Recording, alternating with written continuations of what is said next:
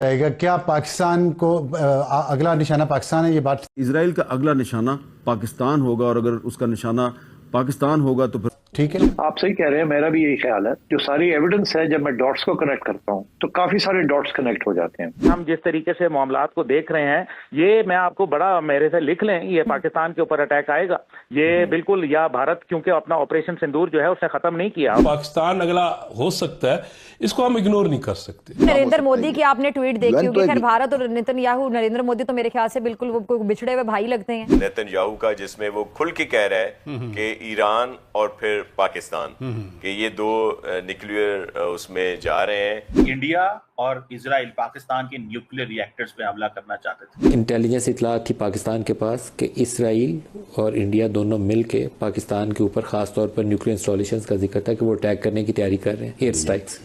پھر اس کے بعد کیا ہوا؟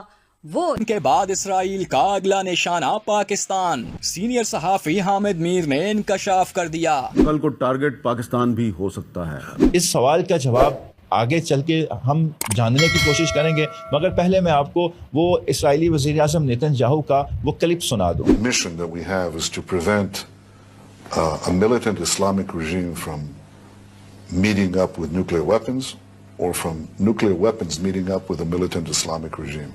The first is called Iran, the second is called Pakistan. Because if these radical regimes have nuclear weapons, they will not obey the rules that have been obeyed in the last almost 7 decades. یہ پوری صورتحال کو آپ کیسے دیکھ رہے ہیں؟ اور اسرائیل جو ہے، کیا یہ علاقائی بالادستی کے خواب کی ہم کہہ سکتے ہیں کہ ایک نئی چال ہے جس کا آغاز کر دیا گیا؟ Pakistan need to protect our self. جی ہم اپنی نیکسٹ نمبر کس کا ہے افسر صاحب؟ لیٹ می سے سم ہارڈ تھنگز. جی وہ اب وہ پاکستان کے پیچھے آئیں گے. ایک ہی اسلامک نیوکلیئر کنٹری رہ گیا، یہ ہندوتوا کا اور جو Zionism. Are you sure about that? Sorry, Are you sure about that? کیا اس کے بعد پاکستان کے پیچھے آئیں گے؟ ابھی بھی اگر کسی کو شک ہے پاکستان میں تو میرے خیال میں ہم اسی طرح سرپرائز ہوں گے جس طرح بھی ایران سرپرائز ہوا ہے. پاکستان مسٹ پروٹیکٹ اور اس کو بہت سیریسلی اس کو لینا ہے. جی یاد رکھیے، پاکستان کے اوپر بھی یہ حملہ کریں گے، یہ کبھی نہیں رکیں گے. انہوں نے ڈکلیئر کیا ہوا ہے، بینجامن نیتن یاہو نے 3 مہینے پہلے تقریباً بیان دیا تھا کہ ہمیں ایک ایران سے خطرہ ہے اور ایک پاکستان سے خطرہ ہے. اور ماضی میں تقریباً 4-5 دفعہ جو ہے وہ اسرائیل جو ہے پاکستان کے نیوکلیئر اثاثوں کو جو ہے وہ حملہ کرنے کے لیے رہا. 1987 میں باقاعدہ ان کے جہاز آ گئے سری نگر ایئرپورٹ پہ، جو کہ ہمارے کہوٹا کے اوپر جو ہے وہ حملہ کرنا چاہتے تھے.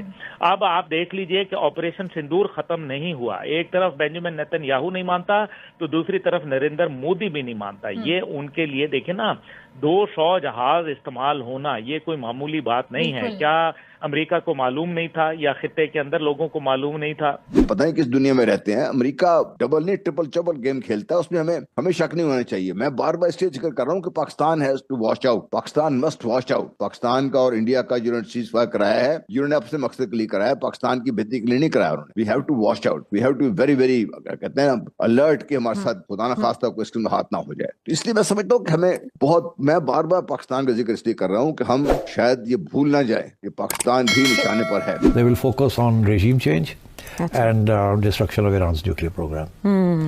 ٹھیک، ان کی یہ ٹارگٹ ہے. اور اگر اس ٹارگٹ میں وہ کامیاب ہو جاتے ہیں، اسپیشلی ان regime change، تو پھر میرا یہ اسیسمنٹ ہے کہ into 2026 Israel and America will turn their attention to Pakistan. تو they will turn their attention to Pakistan and Pakistan's nuclear program. ایک الارمنگ سگنیچر ہے for the neighboring countries like us. ہم ابھی ایک ملٹری کانفلکٹ میں سے نکلے ہیں، بلکہ ابھی چل رہا ہے. میرے حساب سے the threat is still there، جو کہ انڈیا کی جانب سے اسٹیٹمنٹس آ رہی ہیں. سیم ویسی اسٹیٹمنٹس آپ نے دیکھا کہ ابھی اسرائیلی آفیشلز بھی دے رہے تھے. تو ہمیں دشمن کو کبھی بھی ہلکا نہیں لینا چاہیے، چاہے آپ جتنے مرضی تگڑے ہوں، آپ اپنی ایک سرویلنس ویجیلنس کارڈ ہمیشہ گارڈ اپ رکھتے ہیں. تو میرا خیال ہے ڈے آپ کو ڈائلاگ ٹیبل پر آنا پڑتا ہے، اور وہ جس کو ہم پنجابی میں کہتے ہیں نا کہ وہ لمبی لمبی نہیں چھوڑنی چاہیے. تو ڈیفینس کے معاملات اتنے ڈیلیکیٹ ہوتے ہیں کہ اس کے اندر آپ اپنے ملک کو تب تک کسی کے آگے چارے کے طور پر نہیں ڈالتے، وکٹمائز نہیں ہونے دیتے جب تک آپ کی تیاری مکمل نہ ہو. پاکستان بالکل یہ آپ وجہ فرما رہے ہیں. اور یہ تھریٹ جو ہے، ہمیں اس تھریٹ کے جواب میں اپنی فل تیاری مکمل کر کے ہمیں رہنا چاہیے. ہمیں کوئی بعید نہیں کہ اسرائیل اور ہندوستان مل کے कुछ शैतानी करने की कोशिश करें।